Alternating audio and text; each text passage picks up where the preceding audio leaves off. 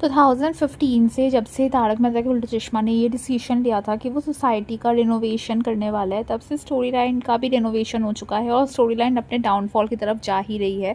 और अपने हज़ारों एपिसोड्स को दोबारा रिपीट करने के बाद अब तारक मेहता का उल्टा चश्मा ने ये डिसीजन लिया है कि अपने ओजी एपिसोड को ही क्यों ना रिपीट कर दिया जाए। तो मुबारक हो तारक मेहता का उल्टा चश्मा की गोल्डन सोसाइटी में एक और बार रिनोवेशन होने वाला है।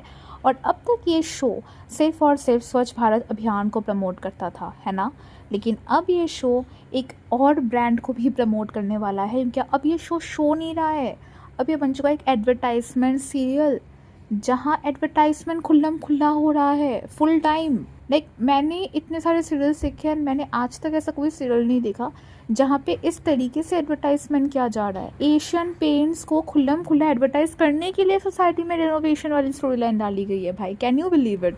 मतलब ऐसे बहुत सारे सीरियल्स हैं जहाँ पे अलग अलग प्रोडक्ट्स दिखाते हैं बट उन्हें ऐसे ब्लर कर देते हैं, पता है, कंपनीज का नाम नहीं दिखाते। बट आई गेस ये फर्स्ट टाइम ऐसा कुछ हो रहा है कि खुल्लम खुल्ला एशियन पेंट्स को प्रमोट कर रहे हैं, कह रहे हैं कि एशियन पेंट्स ये करेगा, एशियन पेंट्स वो करेगा, एंड वो भी फुल कि हमारे टोल फ्री नंबर को लिख लो, उस पर कॉल कर देना, हमारे ये आएंगे आपकी सोसाइटी में, वो करेंगे, वो आएगा, वो करेगा, ये करेगा, वो करेगा, टोल फ्री नंबर पे कॉल करो, वेबसाइट चेक करो। भाई ये शो है, प्रमोशन नहीं, एडवर्टाइजमेंट नहीं है ये। मतलब एक सेकंड पहले तारक मेहता का उल्टा चश्मा टीवी पे आएगा, उसके बीच में एक एडवर्टाइजमेंट के लिए एक कुछ देर बाद वाला एक वो नौटंकी है, कुछ देर बाद वाले टाइम में भी ये लोग एडवर्टाइजमेंट ही दिखाएंगे, फिर सीरियल स्टार्ट होगा, फिर सीरियल में भी एडवर्टाइजमेंट दिखाएंगे और उसके बाद सीरियल खत्म हो जाएगा। यूट्यूब में ये एपिसोड आ रहा है तो मुझे एपिसोड के पहले भी एडवर्टाइजमेंट ही दिख रहा है, और एडवर्टाइजमेंट खत्म होने के बाद जब मैं स्किप ऐड कर रही हूँ उसके बाद भी मुझे एपिसोड में भी ऐड ही दिख रहा है। वाह, माना कि पुराने एक्टर्स पेमेंट ना मिलने की वजह से शो छोड़ के चले जा रहे हैं, इसका मतलब ये तो नहीं ना कि पैसे के लिए आप अपने सीरियल को एडवर्टाइजमेंट बना दोगे। आसिफ मोदी जी, हद होती है किसी चीज़ की भी। स्टोरी लाइन नहीं लिखी जा रही है तो बंद कर दो ना आराम से, उसमें क्या मतलब। अब कल को क्या दिखाएंगे, कल को बॉर्नवीटा एडवर्टाइज कर देंगे कि बॉर्नवीटा, अब बच्चों को तो शक्ति नहीं मिल रही, वो दो बच्चे आए ना नौटंकीबाज, वो दो बच्चे ऐसा कहेंगे कि अरे हमें तो शक्ति नहीं मिल रही, हमारा तो हाइट ही नहीं बढ़ रहा, इसीलिए हमने बॉर्नवीटा पीना शुरू कर दिया, अब हमारी हाइट बढ़ रही है। कल को चंपकलाल के दांत में दर्द होगा तो ये लोग एडवर्टाइज करेंगे सेंसोरिन का। या फिर ये लोग पोपटलाल के लिए भी एक एडवर्टाइजमेंट ढूंढ सकते हैं शादी.com का, कि पोपटलाल को कोई भी लड़की नहीं मिल रही, सारे मैट्रिमोनियल साइट ने उसे रिजेक्ट कर दिया, लेकिन फिर आता है शादी.com, यानी कि अनुपम एंड अनुपम आके कहते हैं कि अरे मैं करवाऊंगा ना आपकी शादी।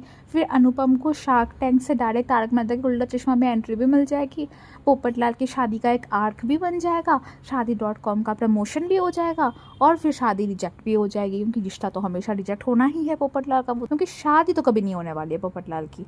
तो एटलीस्ट एक आर्क भी बन जाएगा, एक महीने के लिए कंटेंट भी मिल जाएगा, अनुपम को पैसे भी मिल जाएंगे, अनुपम भी पैसे दे देगा शो को, और फिर शादी.com का प्रमोशन भी हो जाएगा। शर्म कर लो थोड़ी, मतलब ये एक सीरियल है, ठीक है। एशियन पेंट का एडवर्टाइज हमें नहीं देखना है, उसका ऑलरेडी एडवर्टाइज आ रहा होता है टीवी में, हम उसे स्किप करके तुम्हारा शो देख, हद होती है। एंड देन भीड़े कुछ तो कहता है कि महिलाओं को बहुत बड़ी जिम्मेदारी दी जाएगी, तो सारी महिलाएं कहती है अरे नहीं नहीं हमें तो घर का काम करना है, हम तो घर का काम करेंगे। उसके बाद फिर कोमल भाभी कहती है कि अरे नहीं, नारी तो हर चीज़ में आगे है, नारी तो हमेशा आगे ही रहती है, आज तो नारी सबके छक्के छुड़ा रही है। तो ये सब बातें करने के बाद एंड देन जब भीड़े कहता है मजाक में कि ठीक है तो सारा रेनोवेशन का काम ना आप ही देखना, तो फिर सारी नारियाँ एकदम लाइक अरे हम कैसे भाई, हम कैसे। हाँ मतलब माना कि नारियाँ सबसे आगे रहती है, बट सब जब आगे बढ़ जाते हैं तब आगे रहती है ना, ऐसे थोड़ी कि सब पीछे रहेंगे तो हम ही आगे। क्या हो जाएगा भाई, रेनोवेशन का सारा काम कर भी लोगे तो। अब तो बहुत डायलॉग मार रहे थे कि सबसे आगे रहती है नारियाँ, फिर भी ये कहते हैं मैं तो मजाक कर रहा था, आपको तो बस कलर चूज़ करना है। हाँ भाई ये बहुत बड़ी जिम्मेदारी है, नहीं कलर चूज़ कर लेना, मतलब इनसे ना बकवास करवा लो तुम। एक तो नारी शक्ति का प्रमोशन करवा लो फालतू में, जो नारी शक्ति है भी नहीं, उससे मैंने वीडियो भी एक बना रखा है मेरे चैनल पर, वो देख लेना। और दूसरा स्वच्छ भारत अभियान, और अब तो ये एशियन पेंट। एंड बाकी बहुत लोगों को ये शिकायत है कि जो मेरा वॉइस ओवर है ना वो फ्लक्चुएट होता रहता है, कभी कभार अप कभी कभार डाउन। वो इसलिए क्योंकि मेरे पास कोई माइक नहीं है, ठीक है।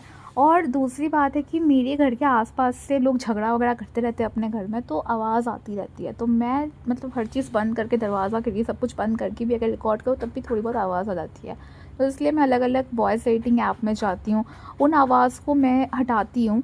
तो आवाज़ के साथ साथ ना मेरी जो वॉइस है वो भी थोड़ी बहुत फ्लक्चुएट हो जाती है, तो बार बार मुझे पॉज कर के देन वापस से रेज्यूम करके अपना वीडियो रिकॉर्ड करना पड़ता है, वॉइस ओवर रिकॉर्ड करना पड़ता है। इस वजह से कभी कभार आवाज़ ज़्यादा तेज़, कभी कभार थोड़ी सी स्लो, कभी कभार हाई, कभी कभार लो हो जाती है। प्लीज़ एडजस्ट कर लो।